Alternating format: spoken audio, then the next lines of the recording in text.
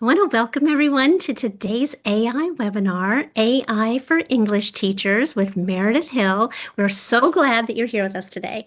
This session is designed to support English teachers, but in a way, all teachers who have words in their classes in one way, shape, or form. We know that one of the biggest instructional shifts that's happening in education right now is how to integrate AI into instruction, especially writing instruction, when we are super concerned about academic integrity and student voice and critical thinking. And so Meredith is just going to cover all of that in the next 55 minutes or so. We're especially excited that Meredith is here today. As many of you already know that Meredith is our Northeast Digital Learning Consultant, where she's been supporting districts and CTOs and educators with all things digital learning, right? But what you may not know is that Meredith is beginning July 1st officially in the role as the Emerging Technologies Consultant for the state. And she is going to be stepping into that role behind the amazing Vera Cubero, who is about to retire. And we are going to miss Vera tremendously, but we're super happy for her as well as she goes into this next chapter. And we are super excited also for Meredith, who is going to be fabulous in this role. So with all of that, I'm going to stop talking and turn it over to Meredith, and we will make sure that everybody here is ready to go. Okay, Meredith, take it away. Okay, that was a very sweet introduction. Thank you, Stacy. That was very kind. Excited to be here with everybody today. Thank you so much for joining us. I did put a link to our presentation in the chat, so please feel free to click on that, and I am going to share my screen so we can all see that. And while I'm sharing my screen, I would love for you to, if you don't mind, just dropping, whoops, this is perhaps the wrong tab here, but we'll get the right one. Just pause with me for a second. Here it is. If you would please drop in the chat your first name, your role, and your AI experience from 0 to 5. 0 being, I don't know anything about this AI thing, haven't really logged into it or tried it, so pretty much none. To 5, I am a pro, I use it all the time, I could teach this session. I'm just here to see if you're doing it right, Meredith. So would love to kind of get a feel for who's here, what your role is, and what your experience is. So would love to see that in the chat if you don't mind. That would be awesome.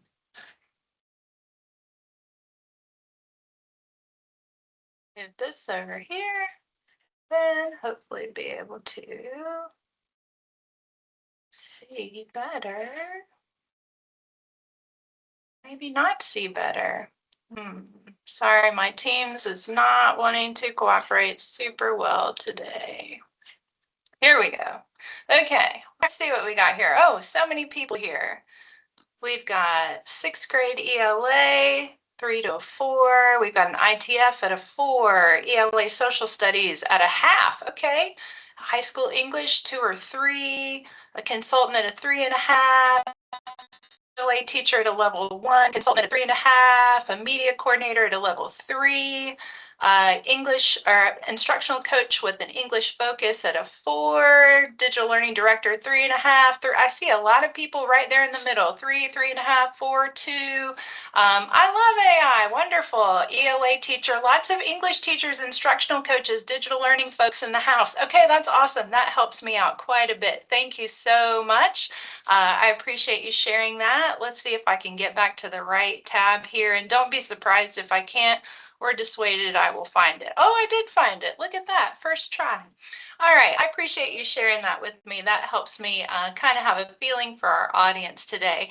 Now, I will say I would love for some folks, if possible, as we go through our session today, I would love to hear your thoughts and ideas. So please don't be scared to come off mute and to participate. I would love to see faces. If you want to turn your cameras on, that would be amazing. I'd love to have an interactive session. So please feel like this is a safe space to do that. I know that, like Stacy said, we are all lovers of words here. We've got librarians and ELA folks and digital learning folks, so don't be afraid to share your words. Would love to hear them. So I just want to start by saying this is me, and I would love to connect with you. My email address is here. If you have any thoughts, questions, wonders after this session and you want to reach out to me, I would love that. If you want to connect on LinkedIn, my LinkedIn is there, but would really love to connect with you and continue this conversation. Also wanted to share that I do use AI on a regular basis, and I try to model transparency with my AI usage. So I have an AI usage statement here about how I use AI as a brainstorming partner. It helps me create content. It helps me with drafting and organizing ideas. But as a responsible user, it is up to me to verify everything that I use and to check the accuracy of it, and then to provide my own voice, my own bring my own wisdom and experience to the content, and then also to contextualize it for whatever the situation happens to be. And then we also like to let folks know that wherever you are, whatever district or school you're in, it's really important that you follow your own district or school's technology guidelines or AI guidelines. So anytime that you use a technology tool with students, it's really important that we protect their privacy. And so we don't want to sign up for any tool without ensuring that we're following those guidelines. And we want to make sure that we're following the tool's terms of service as well, because many tools, especially AI tools, have age usage guidelines. So we want to make sure we're following those. So please be sure you do that. And that's what is stated there under that third-party tools statement. All right, so we're going to jump right in. Our agenda today, we're going to talk about the shifting landscape and how that relates to writing. So yes, this is called AI for English teachers, and our emphasis today is going to be particularly on writing. There's a lot of concerns around how folks use or students use AI when they are working on writing, and so we're going to be focusing a lot on our writing today. We're going to be talking about how AI can be used as a tool to support critical thinking and to increase cognitive load within the writing process. We'll be talking about an AI integration rubric that can help you learn how to embed AI literacy and fluency skills into your teaching of writing. And then we'll be looking at some lesson ideas and a lesson plan template that you can use if you would like to. And then I'm going to share some resources with you. So that is what we are about today. All right. First part, the shifting landscape. So I know that we have kind of a wide variety of folks in here. A lot of people said they were in the middle of the spectrum, around 3 or 4 even with their AI usage, but we also had some folks say like a 1 or a half. So if you already know some of this, just bear with me while I do some level setting so that everybody kind of has a little bit of background about where we are in this shifting landscape. And then we will make sure that we tie this shifting landscape to our instructional practice. So AI is quite ubiquitous these days, and it seems to be everywhere all around us, and people are talking about it quite often, sometimes in positive ways, sometimes in negative ways, and kind of everywhere in between. And so we see AI in our daily lives, and sometimes we don't even think about all the ways that it surrounds us and that we're interacting with it. So it's in our search engines, it's in our browser, it's in our drive, our email, it's on our devices, whether we're Apple or Android, it's there both places. It's embedded in our educational platforms in Docs and Word and Canvas and Canva. Some PSUs have AI features turned on for some of those platforms. Some PSUs do not have those AI features turned on. And then it's also even in wearable devices, glasses, watches, pendants. And we see some pictures here of some different wearable devices that could have AI features embedded in them. So from something that we are, carrying around with us or even wearing to something that we're using in our personal lives or in our work lives or our learning lives or educational lives, it seems to be everywhere. And so with it being everywhere and being embedded in so many places, not just in a work setting, not just in a school setting, but in our personal settings as well, we see that not only are we using it to enhance some of the things that we are doing, like helping with recipes or planning trips, but we're also using it, of course, to improve our workflows. And this survey data comes from Microsoft from 2024, so it's 2 years old now. And 2 years ago, we had leaders saying that 66% of them saying that they would not hire someone who did not have AI skills, and 71% of them saying that they're more likely to hire a less experienced candidate who has AI skills than a more experienced candidate who does not have AI skills.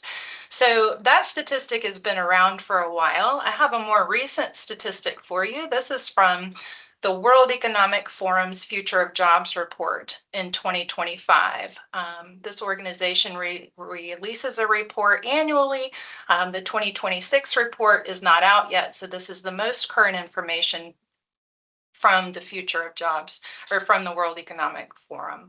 And they are saying that 86% of employers they have spoken with are expecting AI and information processing technologies like big data, VR, and AR to transform their organization. 86%. 39% from the same report, 39% of workers' core skills will change by the year 2030. So 4 years from now, almost 40% of the core skills that workers will need are anticipated to change. So that's your students who just left 8th grade. When they leave high school, 40% of the skills that the workforce will be looking for will be different. That's a massive, massive change. So what are those skills that the workforce is going to be looking for? So here are the top 10 core skills right now. This is the most recent data on the core skills right now. And I'd like for everybody to look at what you see in these core skills and think about what kinds of lessons are you teaching right now and have you been teaching that will enhance these skills in your students. So when we look at the top skill, analytical thinking, and we think about Bloom's taxonomy, and we think about where analysis falls. We've been teaching analysis for a long time, right? This is not something new, but it is the top skill that employers are looking for. Analytical thinking, followed closely by resilience, flexibility, and agility. So when we talk about resilience, we often say things like, so we used to say grit, right? And now we have kind of reframed that to resilience. And basically, we're thinking about being in an environment where it's safe to fail and try again, and to feel like we can learn from our failure as much as from our success, right? Also, flexibility and agility, the ability to be able to pivot when something doesn't work the way that we anticipate it's going to work, and to try something else. And we have leadership, social influence, creative thinking, motivation, self-awareness. And then we see technological literacy is number 6 here. So technological literacy, super important, absolutely. We talked about how AI is going to transform work environments, but we're not seeing technological literacy on the core skills until number 6, followed by empathy, active listening, curiosity, lifelong learning, talent management, service orientation, customer service. And if you can't see those tiny words at the bottom there, they have categorized these skills into different areas. And so each of those colors of the different icons next to the skills, they've grouped them together into these buckets. So we have cognitive skills, self-efficacy, the ability to work with others, to manage others, tech skills, and engagement skills. So our schools and our classrooms are absolutely the perfect place to cultivate these skills. And you notice nowhere up here does it say knowledge retrieval or memorization or fact-based learning or fact recognition. It's talking about really critical thinking, higher order thinking, and interpersonal skills. And so when we think about our instruction, it's important that we, of course, teach our standards, and of course, provide a baseline for learning, a knowledge baseline for learning.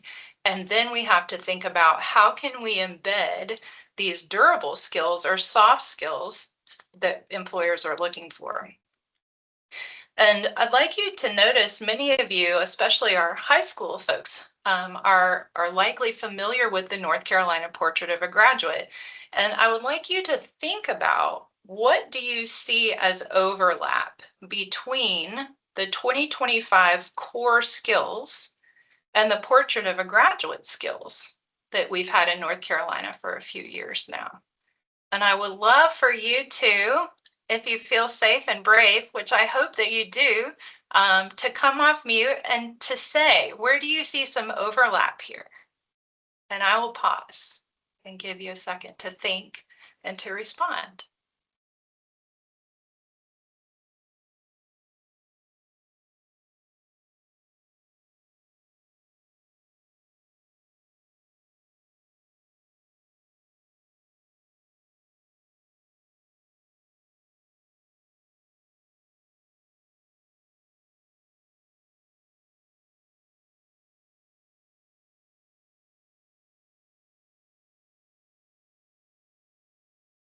And I cannot see the chat, so I don't know if anybody's responding in the chat, but if you are, I can't see it. I'm going to chime in here, Meredith.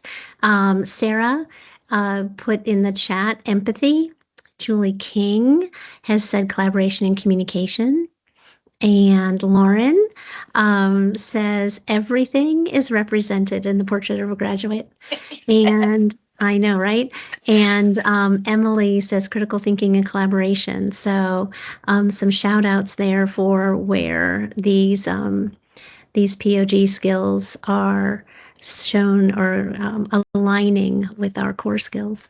Thank you, Stacy. So I will say I'm really proud to be a North Carolina educator, and I hope that you all feel the same way too, because we have been working on these you might call them durable skills or soft skills, however you refer to them. We have been working on them for a while now, knowing that these are the things that the workforce is looking for. These are the characteristics that that make somebody really hireable, right? You want somebody who knows how to work with others. You want somebody who has empathy. You want someone who can analyze and be a creative problem solver and can be personally responsible and is a lifelong learner and is flexible and agile as things change, right? So in North Carolina, we're doing a great job, and we are going to continue doing that great job, enhancing these skills in our students. So we are keeping in mind what the workforce is looking for, those durable skills. And we're going to think about this shifting landscape that, 86% of companies are saying AI is going to transform their work environment. 39% of core skills are changing by 2030. And so what I'd like us to think about is this research from Stanford.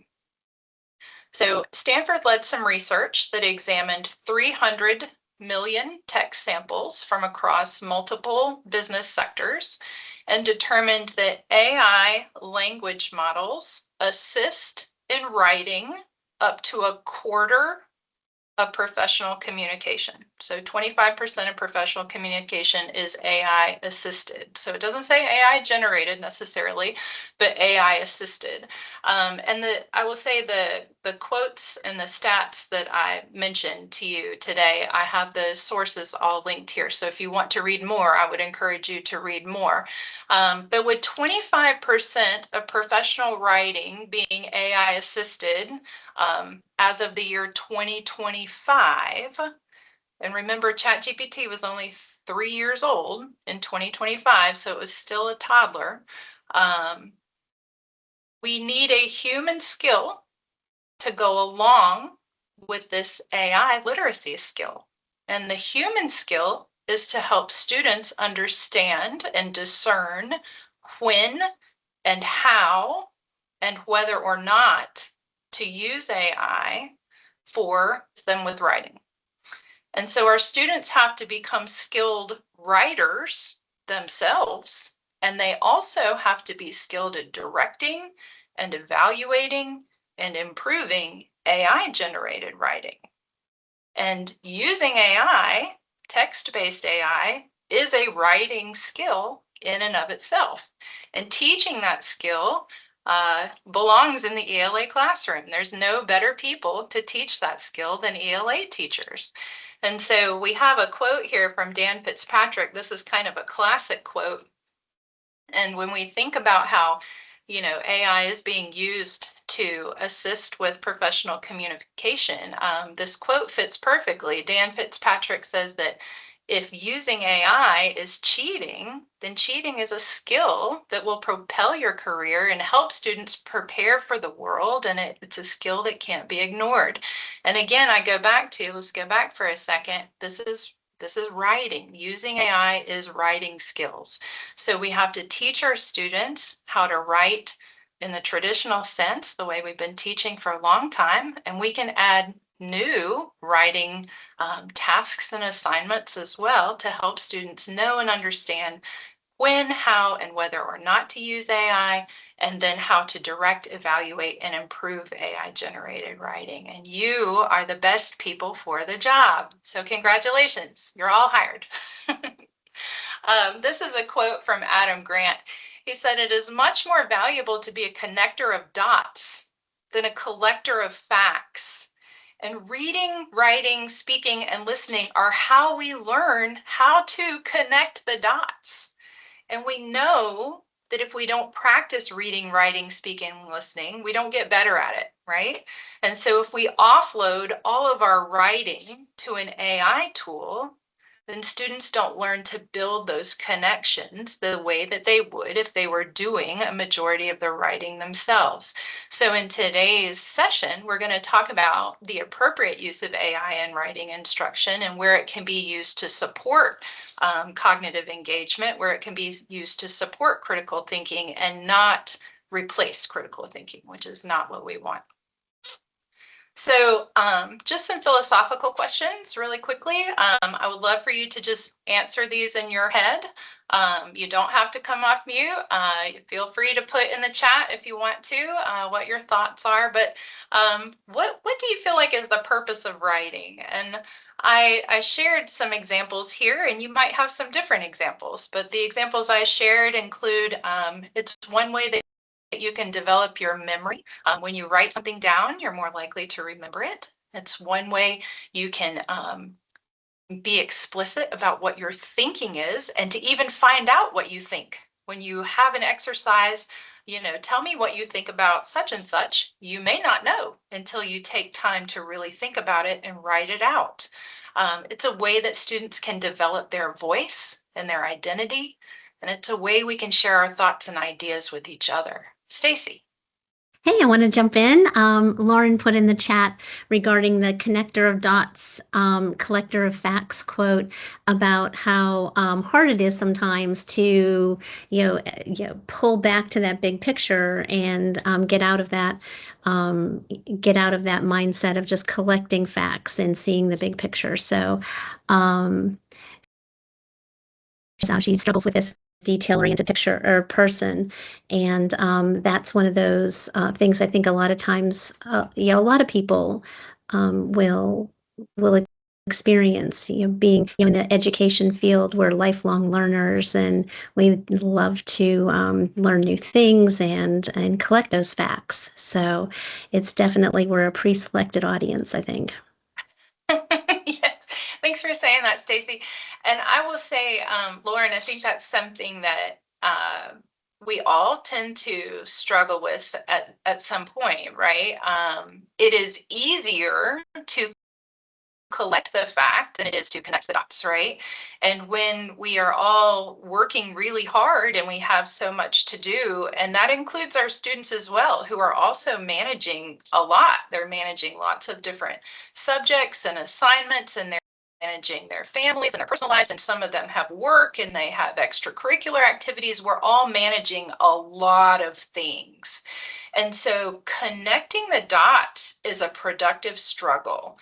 And sometimes it's hard to engage in that productive struggle if we are stressed or we're tired or we're anxious or we have other things that are going on. And it's just easier to collect the facts and do the quick assignment or get the grade or do the multiple choice test or whatever it might be, and not sit in the productive struggle. And writing often feels like productive struggle, and it's hard. And that could be why some of our students will turn to AI to complete a writing assignment because of their cognitive load, that perhaps they feel overwhelmed or a variety of other reasons. And it could also be that they don't know how to use AI as a learning tool instead of a shortcut to learning. So we're going to talk more about that. But thank you for bringing up that point, Lauren. That's really good. So when we think about these purposes for writing, and these aren't the only purposes, right? These are just some suggested purposes. Which of these purposes are at risk when students use AI to generate text and which are not? And again, this is just an open-ended question. It doesn't have an answer. It's just for you to contemplate. And then, do students know and understand the purpose of writing, and do they buy it? Are they bought in? Are they motivated? And if they aren't, is that a them problem or an us problem? Meaning, aren't they bought in? Is it something that they have been, I don't know, misled to believe about what is the purpose of writing? Is it something that you struggle with and you fall in love with it because it helps you develop your identity as a human being? Or is it something that you do because your teacher told you had to if you want to pass this class? And so it's not a blame the teacher issue. It's a how do we help students know and understand the why of the productive struggle, the why of the learning process. And that's really hard when we're in an environment of standardized testing and grades and point system. It's really difficult to be able to help students have that intrinsic motivation and to love the learning process sometimes. And so that's just, again, these are just kind of open-ended questions for us to think about. How can we frame our teaching in such a way as to help them understand and hopefully value that learning process? So just something to think about. Stacy. Lauren is over here in the chat, and she says that speaks to the importance of authentic learning experiences with an authentic audience. Yes, thank you, Lauren. Absolutely, yes. So students, I don't know if y'all remember being a teenager. I remember being a teenager. I remember feeling a lot of times like, why does this matter? Why am I learning this? So that word authenticity is really important. Relevance is really important, right? If you can help students understand why does this matter and how can I, as the student, see myself and my voice in this task? And writing is a great place to do that. So thank you for sharing that point, Lauren. I'm going to breeze through a little bit some of the next part. We're going to go kind of quickly so that we can get to some of the practicality of this session. You may have seen this study before. Stanford has been studying cheating for a long time, and they found that the percent of students who, I'm going to put quotation marks around the word cheat, who cheated prior to the release of ChatGPT, and the percentage of students who, quote, cheated after the release of ChatGPT did not change. And when we think about this study, it was released in 2023 and ChatGPT was still pretty new. So I wondered if the validity of this study still held. And there was a follow-up study that did find that this was the case, that the percent of students who, quote, cheat has not changed.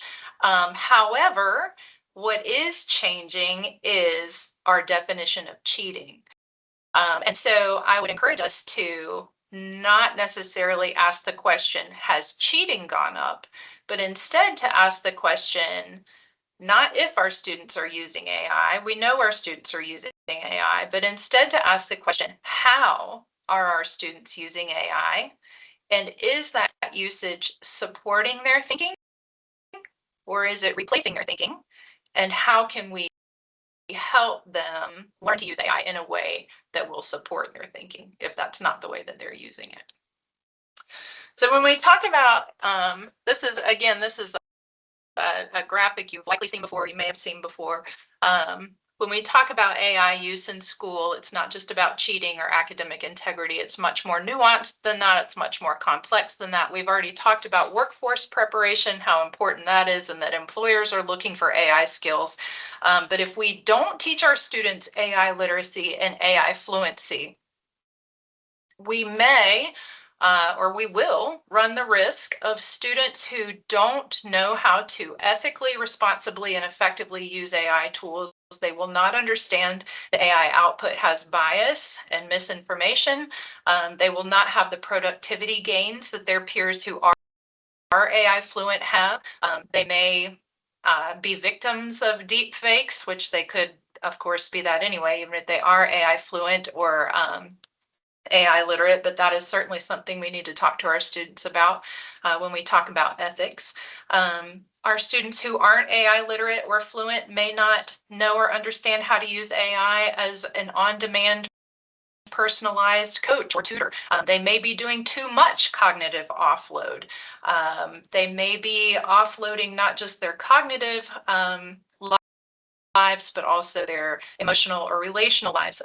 When we think about, artificial intimacy and companion chat bots. They may not be accessing on-demand feedback that could help them improve their learning. We may not be helping them understand the difference between human authorship versus AI authorship and how copyright plays into that.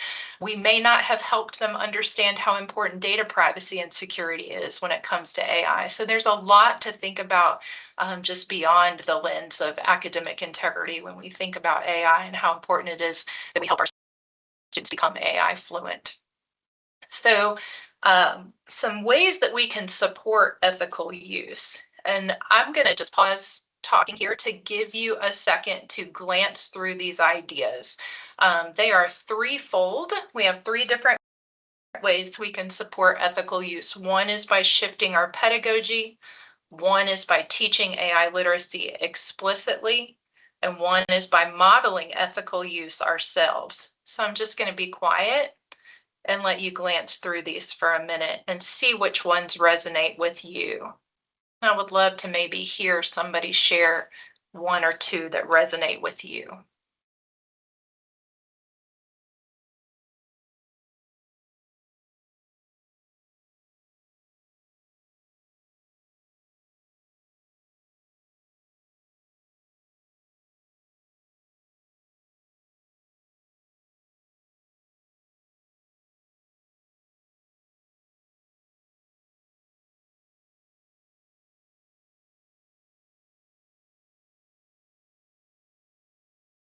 Yeah, hey Sarah, can you unmute?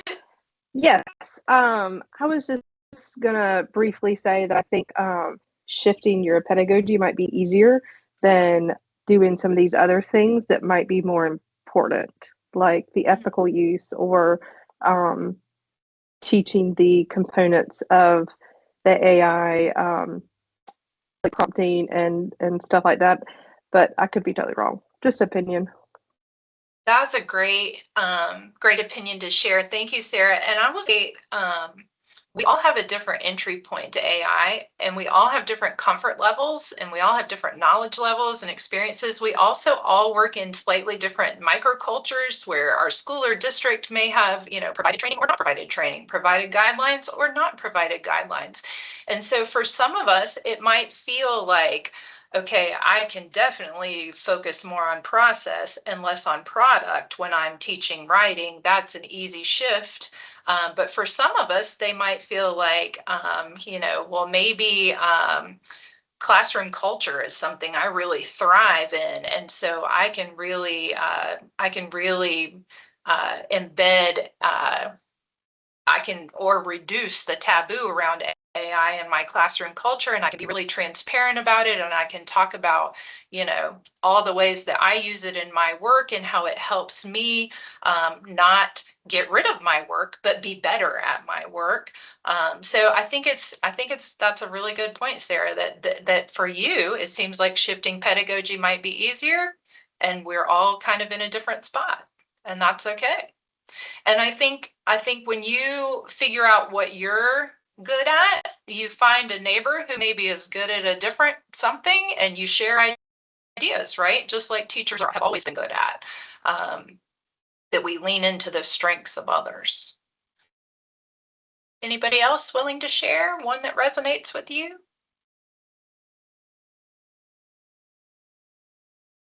Meredith, I'll save Stacy this time for just having to read my words.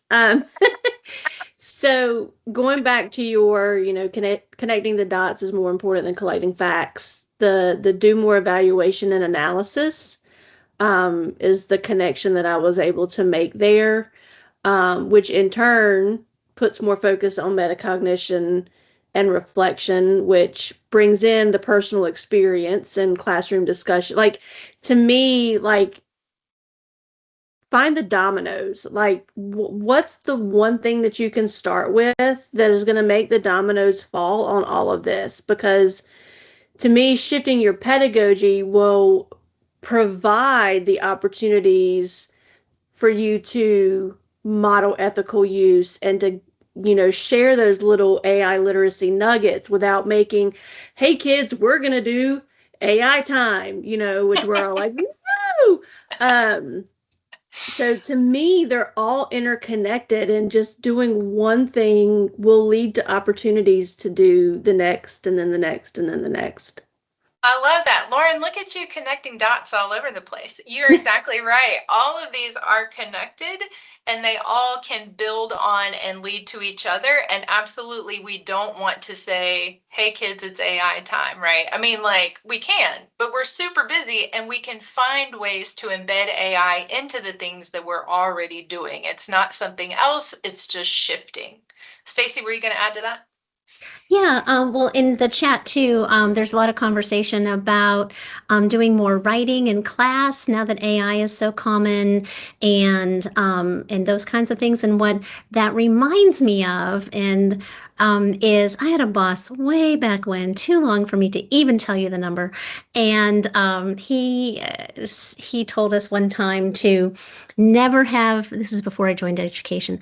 Never have a meeting where with a bunch of people in the same place unless you need all those people in the same place at the same time to do something that they need to be together to do. Now, that's a really long way of saying something, but which might boil down to just he would rather send emails than have meetings. But the thing that it reminds me of related to teaching is we spend all this time bringing kids to our buildings, busing them around, feeding them, doing all those things. And this idea that we're going to write in our classrooms seems like a way to do all those things that you and Lauren just listed, where we're evaluating writing. Well, you need to be together. We can talk about our writing. We need to be together.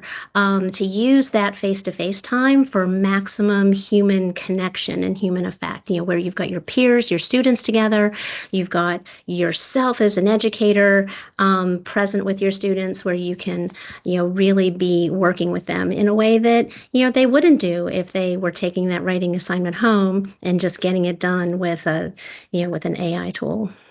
I love that, Stacey. I love how you surfaced, a lot of times we think about writing as an individual act, but it can really be a community building act as well, a way to know yourself and know others too, and build community. Thank you for sharing that. Excellent. So this was a long introductory section. The key takeaways from this section are AI is everywhere. It's ubiquitous. AI skills are highly sought after. Cheating is tool agnostic. It happened before AI. It's happening after AI. It's going to happen again. It is a philosophical issue, not a tool or technology issue. Ethical use depends on the lesson objective. So if I'm teaching somebody how to be a high quality prompter, then they need to use AI, right? If that's the objective of the lesson. If the objective of the lesson is, I need to see a baseline of what it is that you can do as a writer, then I need you to not use AI. Educators have a primary role and sometimes the primary role in teaching AI literacy and fluency, depending on, who is in that student's life and who isn't. And then writing is a thinking process. AI can support it, but not replace it.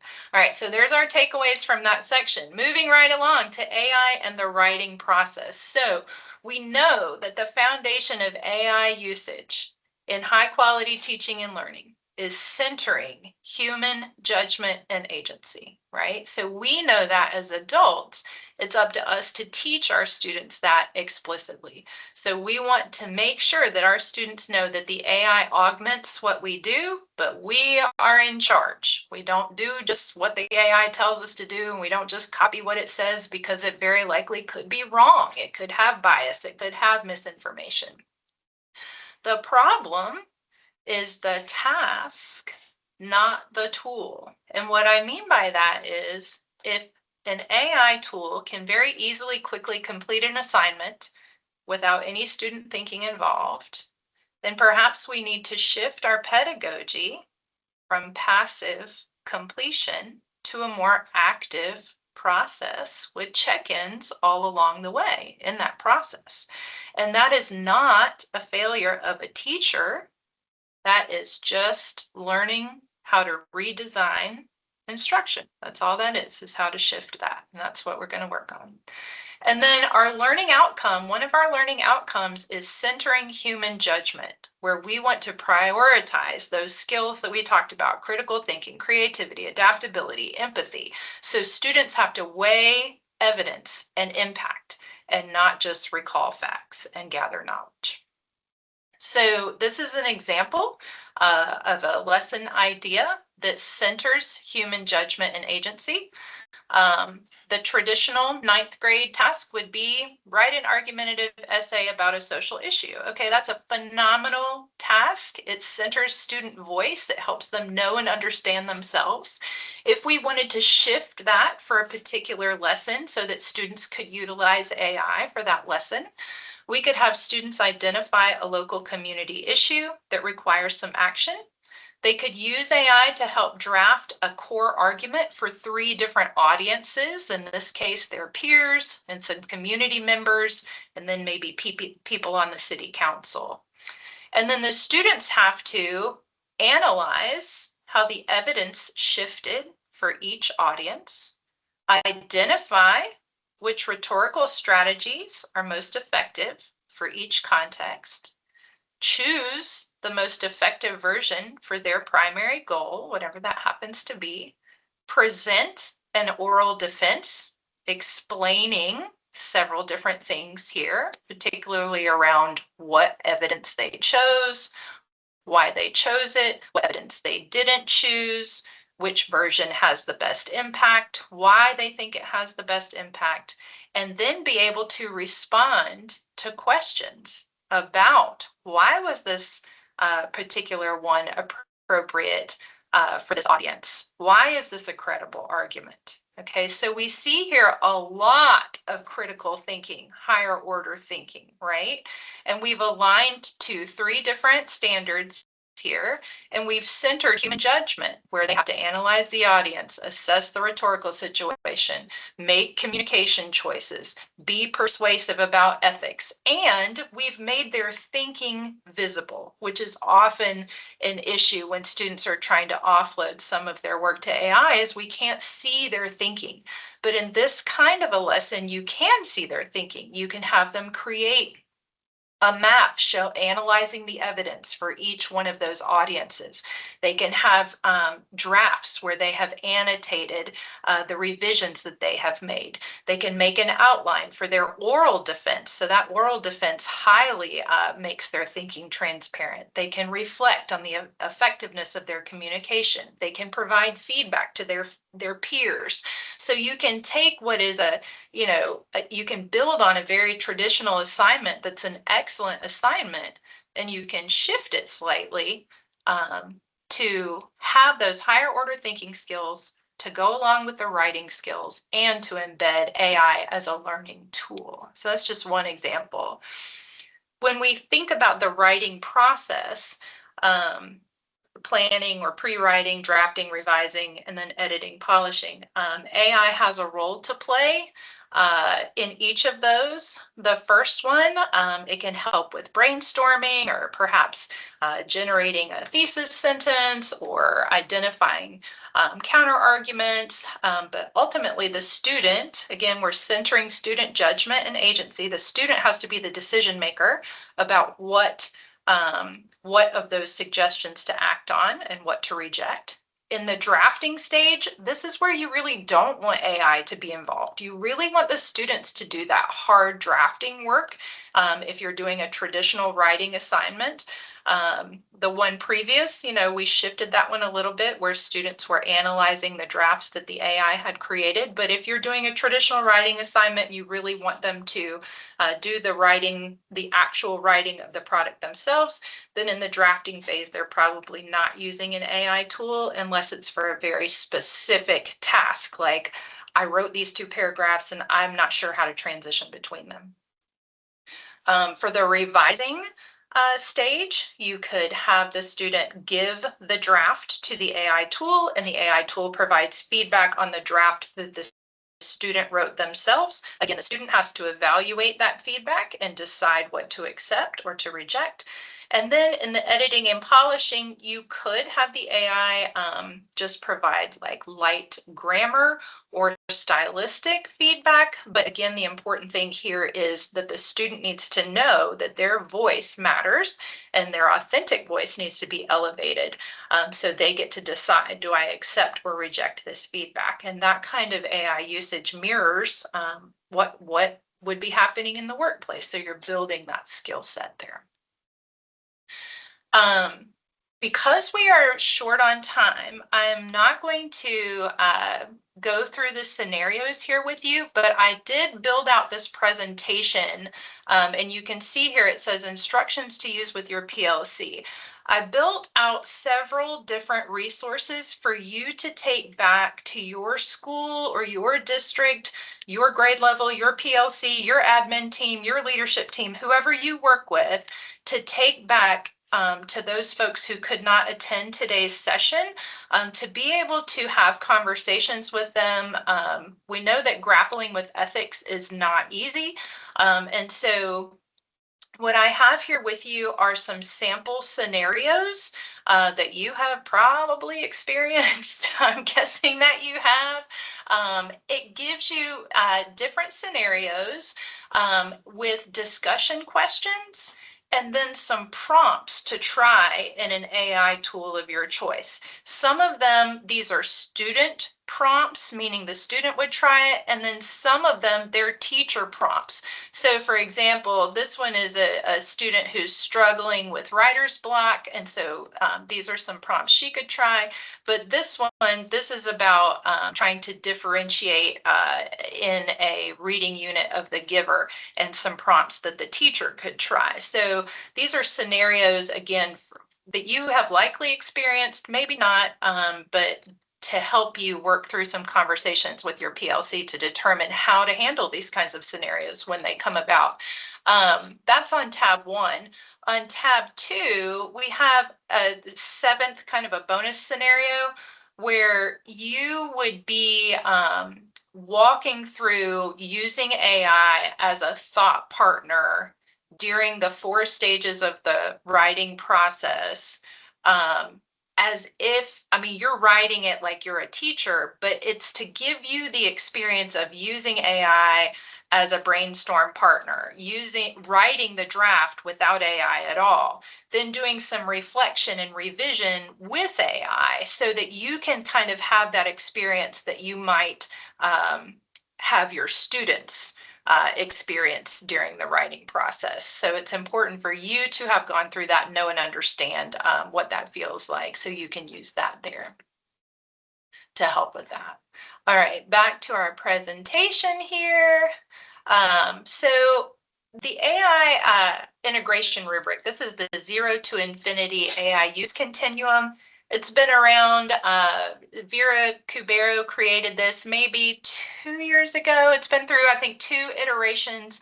And we know that clarity is kindness, right?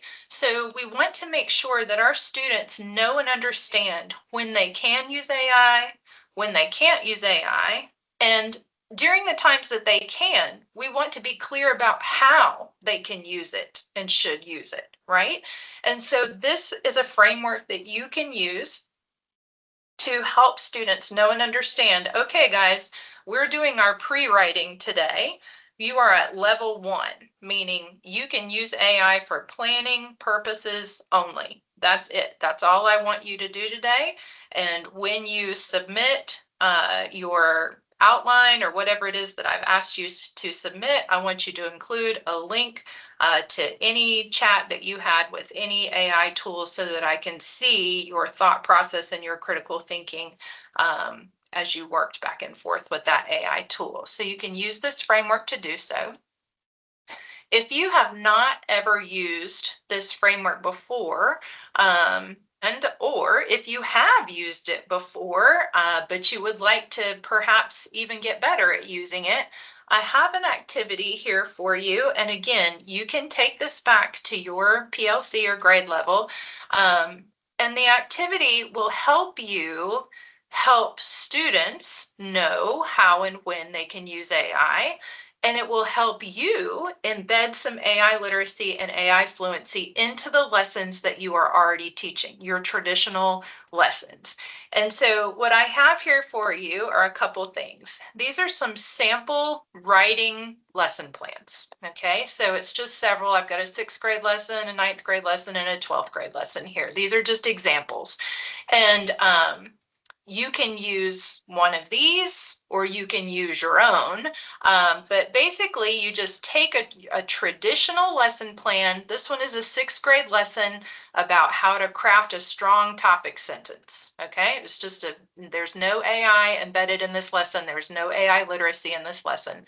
So you would just copy your traditional lesson plan, whatever it is, and then you would open up this 0 to Infinity AI Integration Assistant. So this is a custom GPT that Vera built, and she built it to help teachers be able to embed some AI literacy into their existing lesson plans. And so all you have to do, first let me say, this GPT is trained on this framework. Okay, so when I tell this GPT, make my lesson a level 3 lesson or whatever level I want to make, it knows what level 3 is. It has been trained on this framework. It knows and understands it. So I'm going to say, make this a level 3 lesson. And I'm just going to paste that lesson that I just copied. It's my regular traditional lesson about topic sentences. And so I have pasted it in there. And it's going to tell me, okay, I know that according to the AI guidelines, level 3 means full AI use. All right. And so I have gone through and I've taken your lesson about crafting a strong topic sentence and I have embedded full AI use into this lesson plan. All right. So if you are not sure where to start embedding AI literacy and fluency, this is a really good place to start. Now, what if you don't like what it gave you? Guess what? If you don't like it, you can interrogate, you can question, you can push back, you can request revisions. You can say, this part is great, but I hate this part. Do it again, fix it, make it like this, whatever you want to do. You also have judgment and agency. You do not have to accept the first output that it gives you. It's just a tool. You get to decide how to use it. All right, I know we're short on time. I'm gonna make sure we get to the good stuff here. All right, so I've got some lesson ideas for you. I know that sometimes we want to teach with AI integrated into our lesson, and sometimes we want to teach without any AI at all. And we would like some AI resistant lessons where we're really just seeing what the students can do on their own. And so I have this document for you, and I'll just give you the high level overview of what it is. On the left-hand side of this chart, there are just a variety of ideas about how you could integrate AI into your instruction. And on the right-hand side, there are a variety of ideas about creating assignments that are more AI resistant. So we know that they're really not going to be about just gathering facts or information, right? They're going to center student voice. They may center in-person learning. They may center presentations or collaborative work or creative work, things like that. So that's what this first chart is. And then the second chart actually gives you a couple of ideas, a couple of AI integrated ideas and a couple of AI resistant ideas that are fleshed out a little bit more than just kind of the very short ideas at the top here. So we've got some lesson ideas here. And then we have what would really be best practice, which would be a hybrid approach, where if you're teaching a unit, at some points in the unit, you will want them to use AI, and at some points you won't. And that's kind of a hybrid perspective. And so we have like a unit here on 1984 by George Orwell, and it's several weeks long, and it's just kind of a high-level overview and when the students would use AI and when they wouldn't during that unit.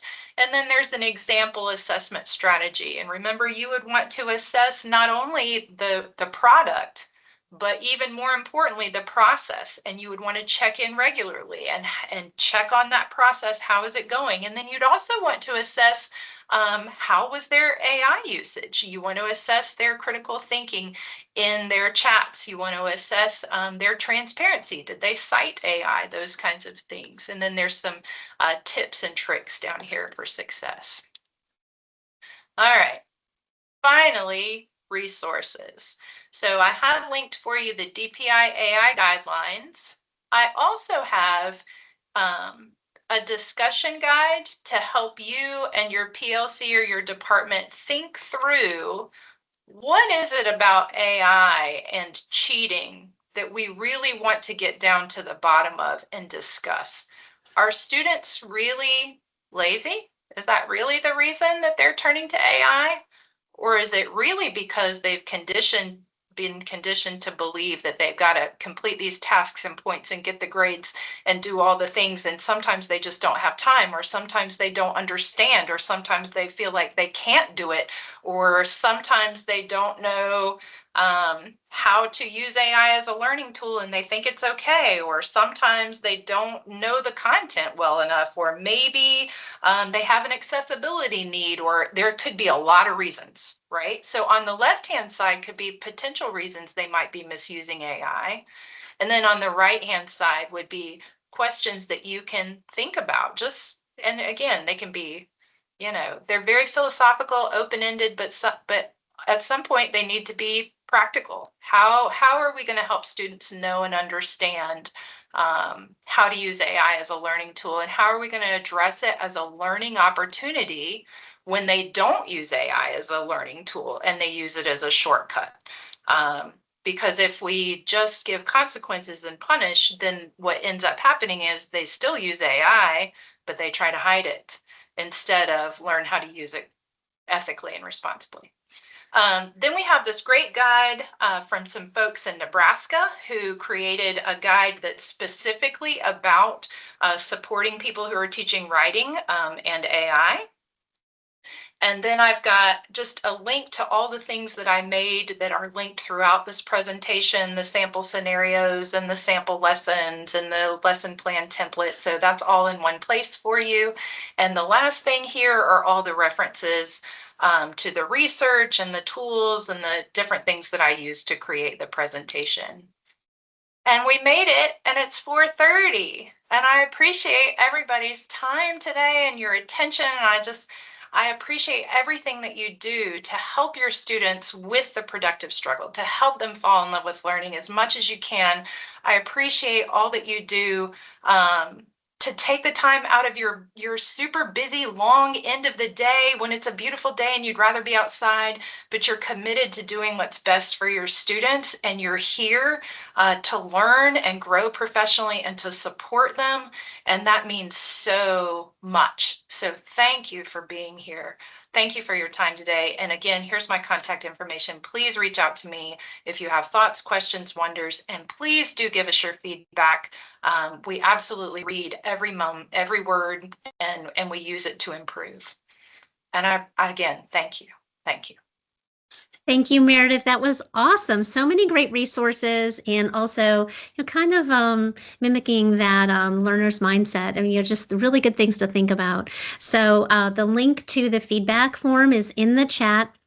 And it will also send you a certificate of participation that you can use to turn in if you need that. But we really, even if you don't technically need that certificate, we really need your feedback on what you would like to see next. We're planning and designing for the upcoming school year, and every single year, the focus of these webinars shifts because AI is just changing so quickly. So thank you, Meredith. Wonderful presentation, and thank you guys all for being here this afternoon.